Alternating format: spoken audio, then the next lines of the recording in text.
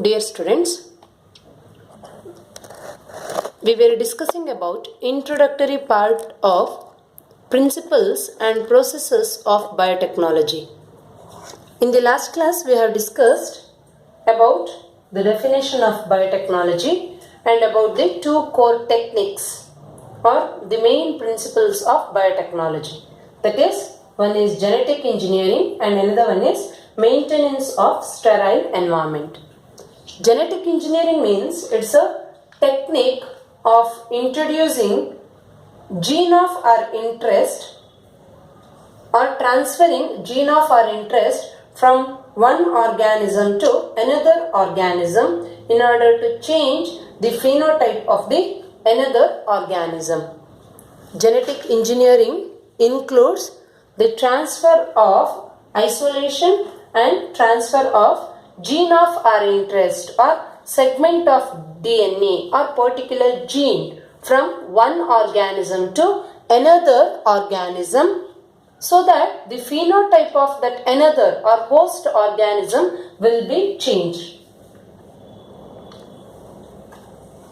Then maintenance of sterile culture, sterile environment or maintenance of microbial contamination free environment means in order to grow a particular type of bacteria, to grow the culture of particular type of bacteria or in order to grow a particular type of eukaryotic cell, desired microorganism or to grow the desired eukaryotic cell, we need to maintain microbial contamination free environment. That means, suppose consider we are growing bacteria E. coli in a particular culture medium. Culture medium means it's a medium which supports the growth of E. coli by providing all the required nutrients to it. So sterile environment means in that culture medium only E. coli should be present. There should not be the presence of any other microorganism. So in such a way we have to maintain the sterile environment. When we maintain the sterile environment, we can grow the desired microorganism or eukaryotic cell in large quantities. The large quantities of the microbial cell or eukaryotic cell give rise to particular product in the large scale, product like antibiotics or vaccines, etc. These things we have discussed in the last class. Now let us discuss about the introductory part regarding biotechnology only. Say, in case of reproduction there are two types. Already I have studied that asexual and sexual type of reproduction. One benefit of sexual reproduction over asexual reproduction is that sexual reproduction results in variation and formation of unique combinations of genetic setup, and some of which may be beneficial to the organism and population. During sexual reproduction, what happens? Fusion of male and female gamete takes place. During the fusion of male and female gamete, that is called fertilization, zygote is produced. That zygote repeatedly undergoes mitotic type of cell division, and finally the development of the new organism or young one takes place. Means through male and female gamete there will be transfer of genes from parents to offspring. In case of sexual type of reproduction, the genes from the parental body gets transferred to the body of the young one or daughter body through the help of gametes. During the transferring of these genes, sometimes mutation may occur or transfer of these genes from the parental body to the body of the offspring may result in variation. Variation is nothing but the degree by which an offspring differs from their parent. Variation means exactly there may not be the transfer of genes from the parent body to the offspring body. Means there may changes may occur in the genes or in the segment of the DNA that may leads to variations, or that may leads to the formation of unique combination of genetic setup. Means in the offspring body, in the body of the young one, we may see the presence of unique combination or new combination, special combination of genetic setup which is absent in the body of the parent. And this unique combination of genetic setup which occurred in the body of the offspring may be beneficial to that offspring, or it may be beneficial to that particular population, and it occurs only during sexual type of reproduction. This is the one of the main benefit of sexual reproduction over asexual reproduction. But in case of asexual reproduction, there will be preservation of the genetic information. Means asexual reproduction means there is no formation or no fusion of male and female gametes. Directly the parent cell divides and gives rise to young ones.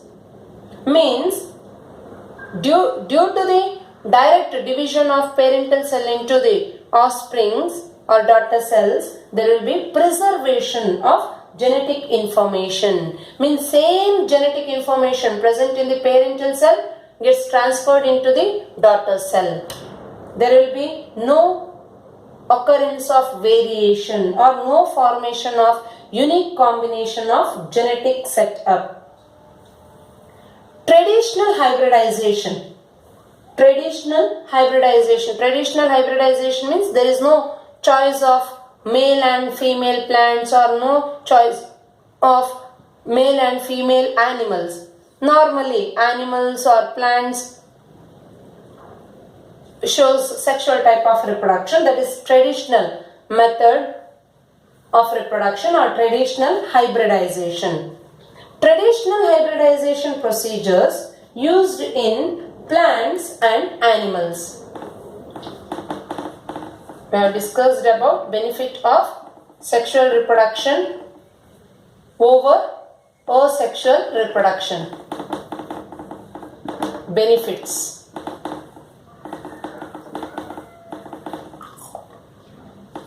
Benefits of sexual reproduction over asexual reproduction. Now we are discussing about traditional hybridization.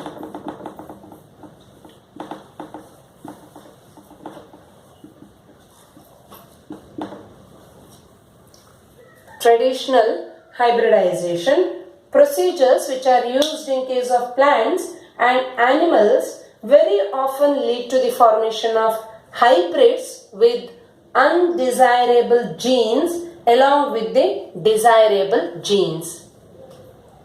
Traditional hybridization means normally fertilization takes place in plants and animals. This traditional hybridization very often lead to the formation of hybrids. Means consider this is a one plant from which we have selected the male gamete, and this is another plant from which we have selected female gamete. Flowers are here. From this we have selected male gamete, and from this we have selected female gamete. Fertilization takes place. Fertilization takes place between the gametes of these two plants. This is traditional hybridization. We have not chosen any particular plant. Normally, plant which belongs to particular species shows fertilization. This very often lead to the formation of hybrids.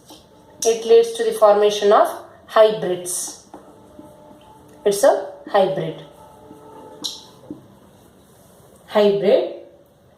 And in this hybrid we can observe the presence of undesirable genes as well as desirable genes. Undesirable as well as desirable. Desirable means which are required, or genes of our interest, desirable. Undesirable means which is not required for us. In this hybrid, we can observe the presence of both desirable as well as non-desirable genes or undesirable genes. Means, for example, in case of crops, our interest is to get good quality and quantity of yield. Yield must be of good quality and it should give good quantity also. Desirable genes means the genes which are responsible to get the good quantity and quality of yield. That is desirable genes. Consider that genes are called as desirable. Means we require such genes. Genes which is responsible to improve the quality and quantity of the yield. Undesirable. Undesirable. For example, in this plant has the gene, it has the gene which are susceptible to diseases. Means susceptible means weak. Easily this plant, easily they will catch the infection. That is undesirable. We don't want such genes. So in this hybrid we can observe the presence of desirable means gene of our interest and undesirable which is not required. Both the genes may be present in this hybrid, and it occurs due to traditional hybridization because we have not selected any particular genes from these two parental plants. It occurs due to traditional hybridization. But in case of genetic engineering, only the desired genes or only the desirable genes can be introduced to a plant or to an animal. This is about traditional hybridization. And in case of genetic engineering, but using genetic engineering,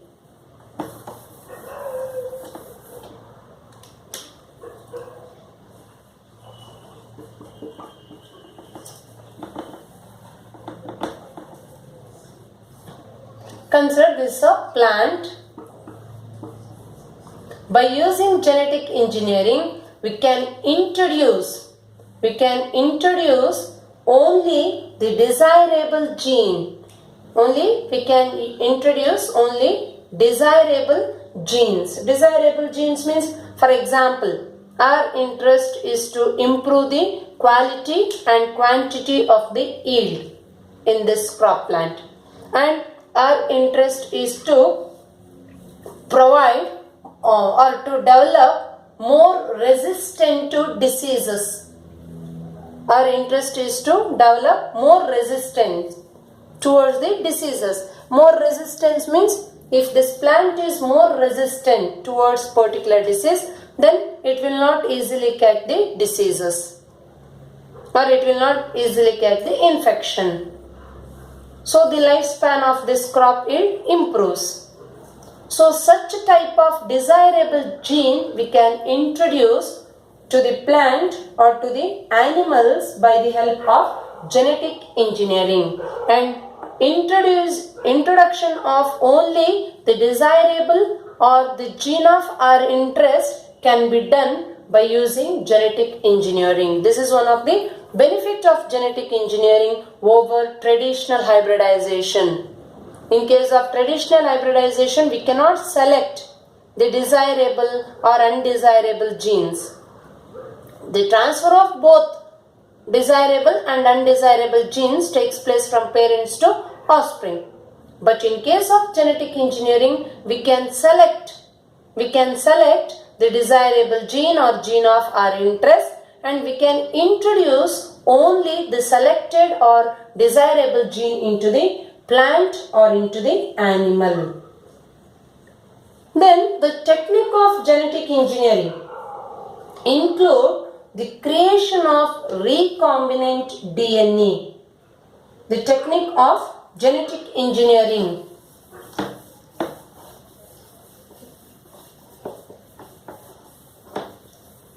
The technique of genetic engineering include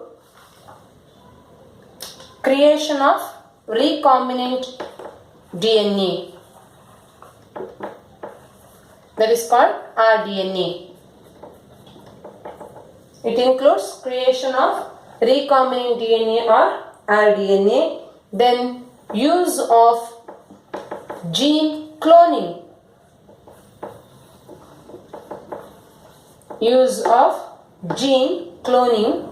then gene transfer.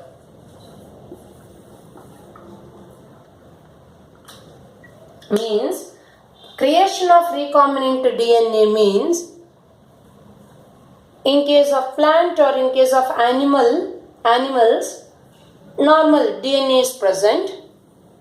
To that DNA, introducing gene of our interest. Consider this is a DNA of a plant or DNA of an animal. This is the normal DNA of plant or animal. Then for this we are introducing gene of our interest. This is the gene of our interest, or this is the segment of DNA or gene of our interest. Now we are introducing this gene of our interest into this DNA. Means like this. For this we need to cut this segment at particular point.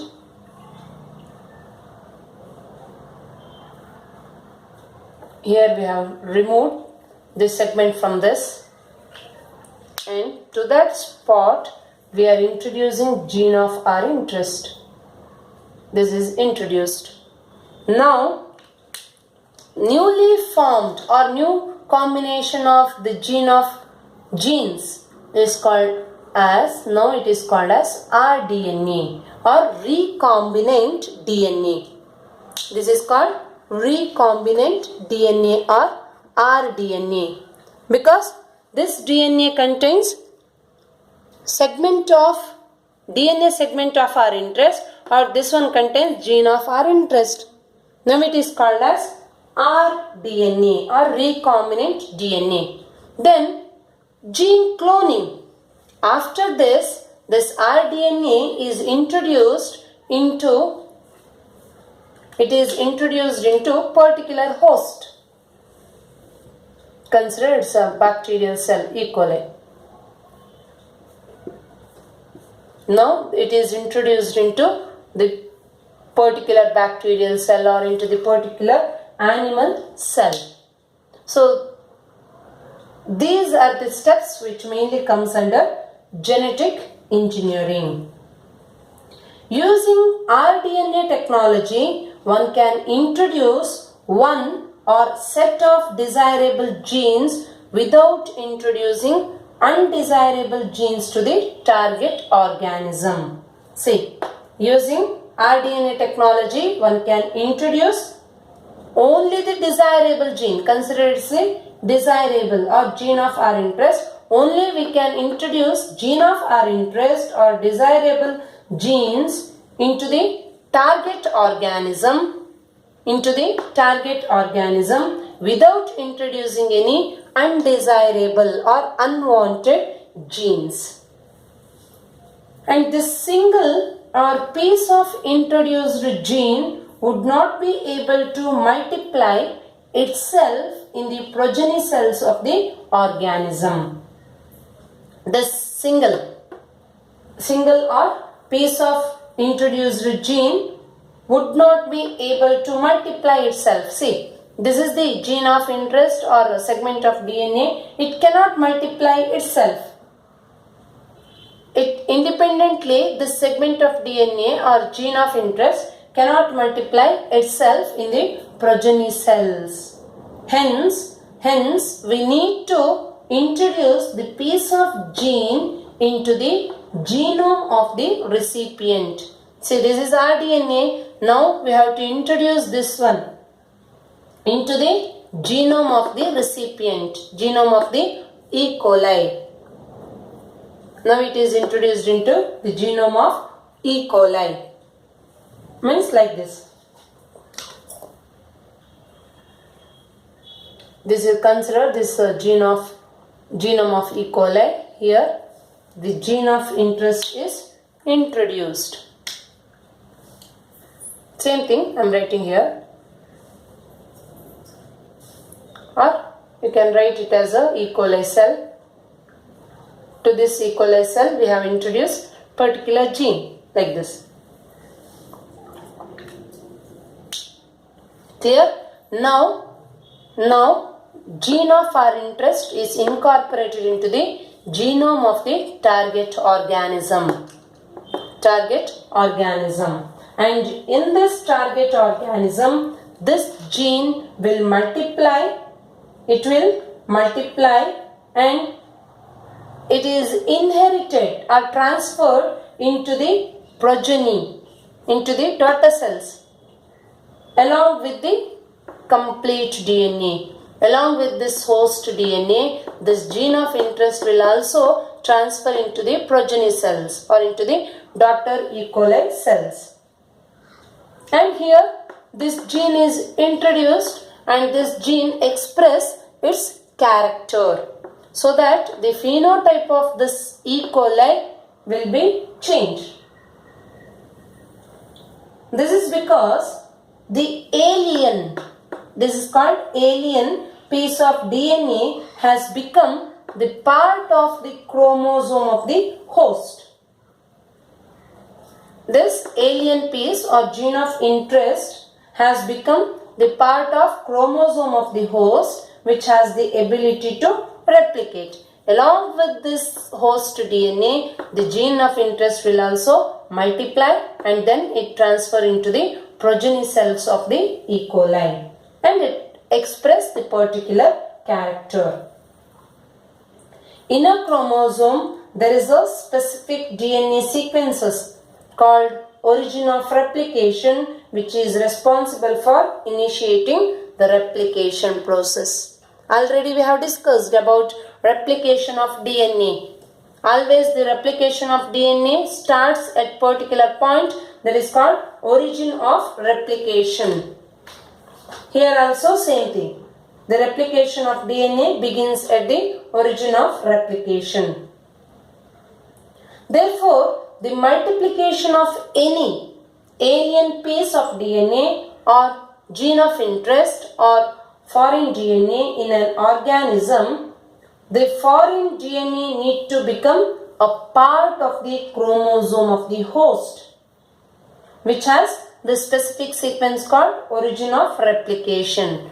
Always this alien piece or foreign DNA need to become the part of the chromosome of the host, which has origin of replication. Thus, for the replication of foreign DNA, it should linked with the origin of replication and multiply itself in the host organism. This is called cloning. Gene cloning or making multiple identical copies of any template DNA. Making multiple identical copies of any template DNA. This is about the main steps which comes under genetic engineering. In the next class, we will discuss about the first recombinant DNA and also about the tools, important tools of recombinant DNA technology. Thank you.